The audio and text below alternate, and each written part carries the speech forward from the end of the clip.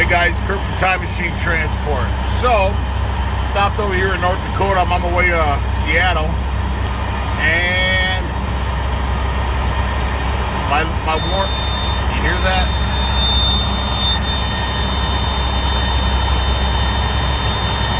Warning low coolant level, right?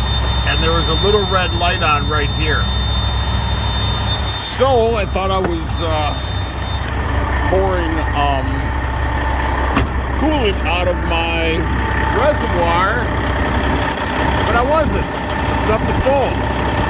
So it's got to be this it's got to be the low coolant gauge. So what I did was I took a little piece of wire, I stripped back the two ends, I pulled this little plug goes inside here. This has never happened before, but I assume how I'll get away from the motor. I assume how it works is that sensor in there is normally closed, meaning that I don't know for a fact. It just made sense to me because I used to do home alarms way a long time ago when I got out of the military. So I know a lot about open and closed circuits, resistors, stuff like that. So my guess is that the sensor here, so it looks like it's easy enough to change out.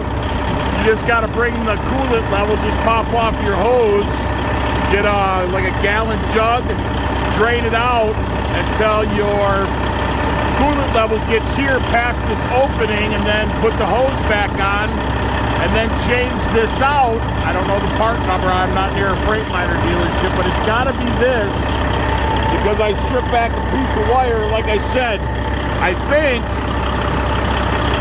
that switch, actually I think it'd be a normally open switch. So basically there's two, I don't know what you would call them, but diodes or, but basically two terminals. So what essentially is happening is when the coolant is up to level, this switch or sensor, when that gets up to that level, it closes the contact on the sensor on the switch. And then when your coolant drops below this point, the coolant, because the coolant, when it reaches that, it connects it.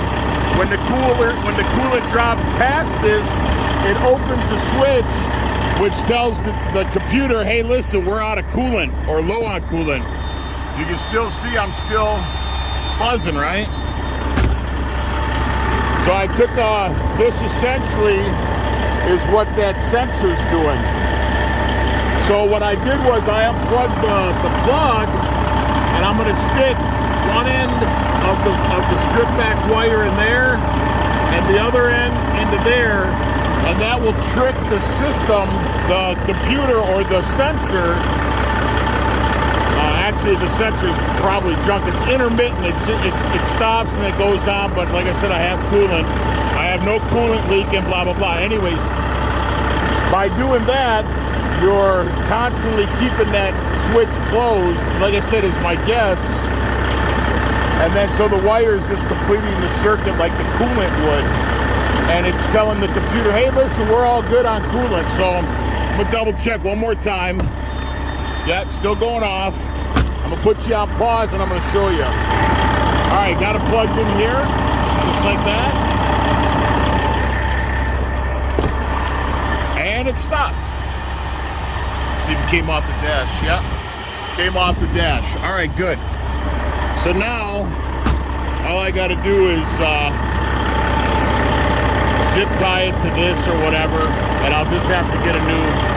So some guys would go ahead, or gals, would probably just go to your fuse box and pull the fuse on your warning indicator. On your fuse on all fuse boxes, you're gonna have a fuse to turn off your warning indicators. Well, that's a bad thing. Don't get caught on that on DOT, because that's how you know that you're getting low on air pressure. Like dangerously low, because as soon as your air pressure gets low enough to where it's dangerous, your buzzer will go off, your indicator buzzer.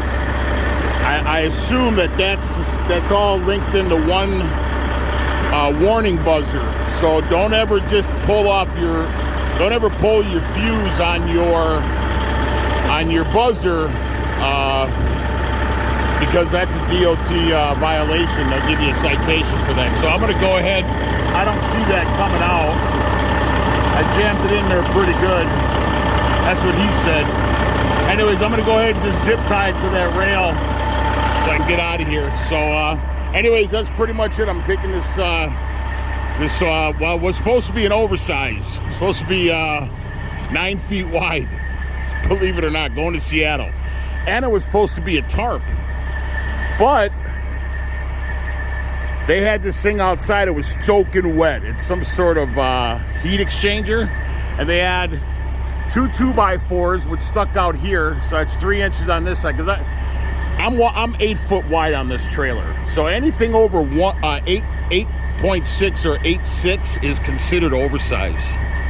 So you could actually be over the rub rail.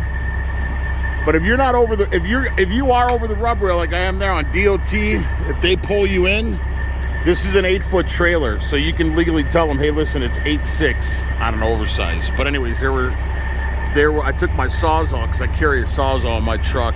I pulled these boards because they were kind of sandwiched in, but these boards were still out here. So what I did was I just cut it back with my Sawzall, popped off 2 2x4s on this side, which gave me an extra 3 inches on this side, and the same thing with that side on the passenger side. I cut it back on the top and pulled those 2 2x4s and just kind of cleaned it up, and that gave me exactly legal dimensions, believe it or not. So, and then when I get over to the port in Seattle, I'll just pop the 2x4s back on, done deal. So that's how you get paid to do an oversize without actually doing an oversize. So, and it was a baby oversize, 9 foot wide, that's nothing. So anyways, just figure out, share, actually see if it's, get out of here, Hornet. See if, no, she's good. Yeah, that's gotta be it. So anyways, please like and subscribe to the channel. Ciao.